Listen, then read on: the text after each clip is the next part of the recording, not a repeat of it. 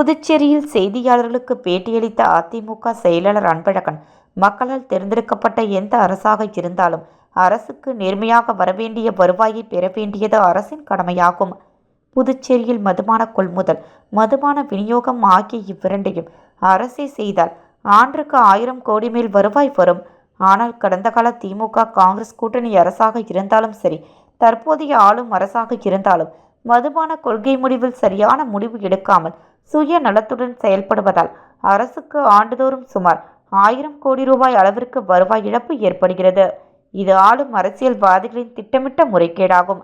அந்த வகையில் காரைக்கால் பிராந்தியத்தில் அரசின் இடத்தில் செயல்படும் தனியார் துறைமுகத்தில் அரசின் இடத்திற்கான ஆண்டு வாடகையும் துறைமுகத்தின் செயல்பாட்டில் சலுகை கட்டணமும் மிக குறைந்த அளவில் வசூல் செய்வதால் அரசிற்கு வரவேண்டிய சுமார் ரூபாய் 50 கோடி மாத வருமானம் ஆண்டிற்கு சுமார் 600 கோடி அளவிற்கு இழப்பு ஏற்படுகிறது.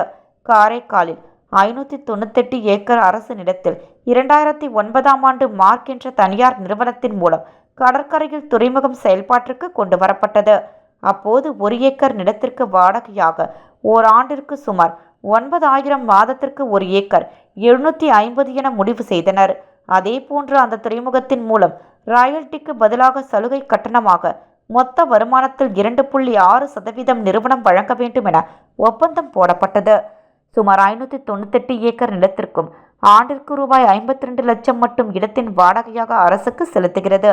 அதே போன்று சலுகை கட்டணம் ராயல்டியாக மொத்த வருமானத்தில் 2.6% மட்டும் அந்த நிறுவனம் ஆண்டிற்கு சுமார் 11 கோடி என இதுவரை ரூபாய் 165 கோடி மட்டுமே நம்முடைய புதுச்சேரி அரசுக்கு செலுத்துகிறது. இந்த தனியார் துறைமுகத்தின் உரிமையாளர் துறைமுகத்தின் வருவாயை வேறு திட்டப் பணிகளில் மடைமாற்றம் செய்வதால் வங்கிகள் மூலம் துறைமுகத்திற்காக வாங்கப்பட்ட கடனை அடைக்க முடியாமல் நிறுவனம் துறைமுகத்தை செயற்கையாக நஷ்டத்திற்கு கொண்டு சென்றது. இது சம்பந்தமாக டெல்லியில் உள்ள தேசிய நிறுவன சட்ட தீர்ப்பாயம் தலையிட்டு இந்த நிறுவனத்தை அதானி குரூப்பிடம் ஒப்படைத்தது. பழமை உரிமையாளரிடம் இருந்து புதிதாக விலைக்கு வேறு ஒருவரால் துறைமுகம் வாங்கப்பட்ட பிறகு அந்த புதிய உரிமையாளரிடம் புதிய அரசு தற்போதைய கால சூழ்நிலைக்கு ஏற்ப ஒப்பந்தம் போட்டிருக்க வேண்டும்.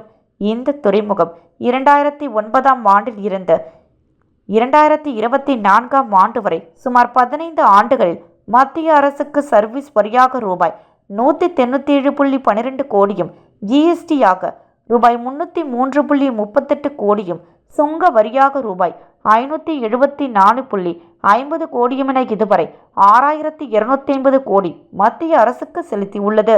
இது ஆண்டிற்கு தோராயமாக சுமார் 500 கோடி அளவில் மத்திய அரசு வரியாக மட்டும் பெற்று வருகிறது. யூனியன் பிரதேசமான புதுச்சேரியை மத்திய நிதிக்குழுவில் மத்தியில் ஆளும் பாஜக இதுவரை இணைக்காததால் ஆண்டிற்கு ரூபாய் 500 கோடி மேல் மத்திய அரசு இந்த துறைமுகத்தின் மூலம் பெரும் வரியில் நாம் நியாயமாக பெற வேண்டிய 42% பங்கில் நமக்கு மத்திய அரசு 1 ரூபாய் கூட அளிப்பதில்லை.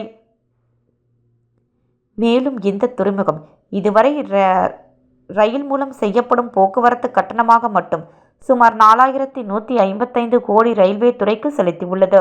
நம்முடைய மண்ணில் எங்கிருந்தோ வந்த நபர்கள் ஆட்சியாளர்களின் துணையோடு துறைமுகத்தை செயல்படுத்துவதில் நமக்கு சேர வேண்டிய நியாயமான ராயல்டி சலுகை கட்டணமும் நம்முடைய இடத்திற்கான வாடகை தொகையும் பெற புது ஒப்பந்தத்தை அரசு உடனடியாக போட வேண்டும்.